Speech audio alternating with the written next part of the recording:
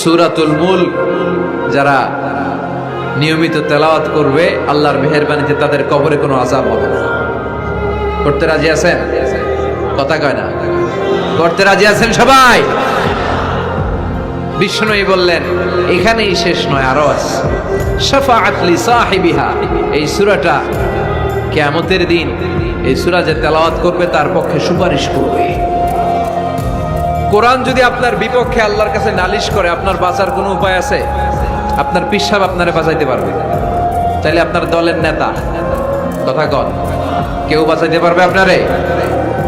কোরআন যেমনি আপনার বিরুদ্ধে দাঁড়ালে আপনারে বাঁচাতে পারবে না, কোরআন তেমনি আপনার পক্ষে দাঁড়ালে আল্লাহ আপনারে ফেলে দিতে পারবে না। কোরআন আপনার পক্ষে থাকলে আল্লাহ আপনাকে দয়া করবেনই। বিষ্ণু বলেছেন ইকরাউল কুরআন ফাইন্নাহু ইয়াতি ইয়াউমাল কিয়ামাতি শাফিআন লিআসহাবি, কোরআন তেলাওয়াত করো, কেননা কোরআনের তেলাওয়াত এটা কিয়ামতের দিন তোমার জন্য সুপারিশ হয়ে দাঁড়াবে। এজন্য বিষ্ণু বললেন যে ব্যক্তি সূরাতুল মুলক নিয়মিত তেলাওয়াত করবে, এই সূরাটা কিয়ামতের দিন ওই তেলাওয়াতকারীর জন্য আল্লাহর কাছে সুপারিশ করবে।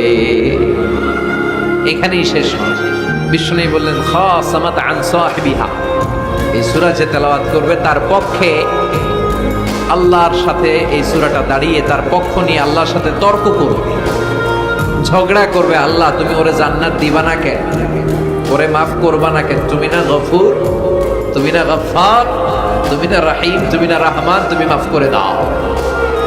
ও মিয়া, সুপারিশ করতেছে কে? সূরাতুল মুলক। সুবহানাল্লাহ কইবেন না? কতক্ষণ এই তর্ক আল্লাহর সাথে সে চালাবে? হাত্তা আদখালাহুল্লাহুল জান্নাহ, যতক্ষণ না আল্লাহ তার জান্নাতে না ঢুকায়।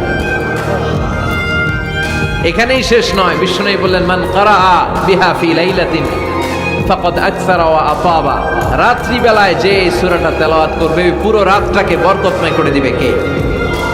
এজন্য বিশ্বনবী বলেন আমি চাই আমার সব উম্মত এই সূরাটা মুখস্থ করে নেক। আমার চাই আমার ছোট বড় আবাল বৃদ্ধ বনিতা সব উম্মতের হৃদয়ের মধ্যে এই সূরাটা গাঁথা থাক, মুখস্থ থাক, হিফজ করা থাক। আমরা বিশ্বনবীর উম্মত না?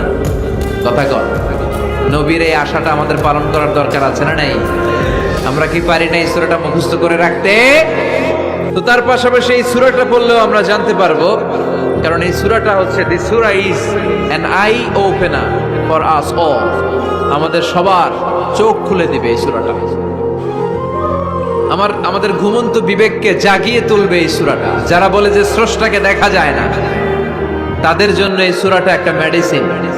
আল্লাহ কেমন যেন এই সূরায় বলতে চায় ওপেন ইউর আই, তুমি তোমার চোখ খোলো না একটু, you must find your God, তুমি তোমার আল্লাহরে খুঁজে পাবা। আপনি আকাশের দিকে তাকান, বাতাসের দিকে তাকান, জমিনের দিকে তাকান, আল্লাহরে খুঁজে পাবেন। সাইয়েদনা ইব্রাহিম তারার দিকে তাকালেন, বললেন মনে হয় এটাই আমার রব, পরে দেখে তারা নাই, কয় না না আমার রব তো আমার ছেড়ে চলে যেতে পারে না।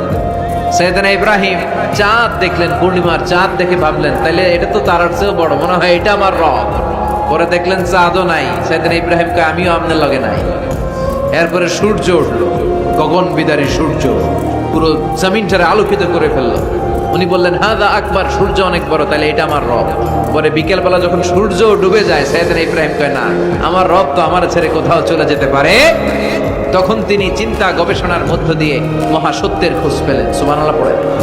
মহাসত্য হচ্ছেন একজন, চিৎকার করে বলতে হবে তিনি কে? সে আল্লাহ বলে গোলাম আমার অস্তিত্ব অনুভব করার জন্য তোমাকে ডজন ডজন বই পড়া লাগবে না, ডক্টরের ডিগ্রি লাগবে না, তুমি আমার সৃষ্টি করা এই বসুন্ধরার দিকে তাকাও, এই গাছপালা নেয়ামত রাজির দিকে নজর বুলিয়ে তাকাও। তুমি সাগর দেখো, তুমি পাহাড় দেখো, তুমি ঝর্ণা দেখো, ঝর্ণার কলকলো আওয়াজের ভেতরে আমি আল্লাহরে খুঁজে পাবো। কথা কর, ঝর্ণা দেখছেন কেউ কোনোদিন? বাগেরহাটে আছে? কোথায় যেয়ে দেখছেন? সিলেটে, হিমছড়িতে? আহা, ঝর্ণার সামনে দাঁড়ালে বোঝাই যায় একজন এটাকে নিয়ন্ত্রণ করছে, একজন আছে, একজন থাকা লাগবে, একজন থাকা চাই যাকে ছাড়া মহাবিশ্ব এত সুন্দরভাবে চলতে পারে না।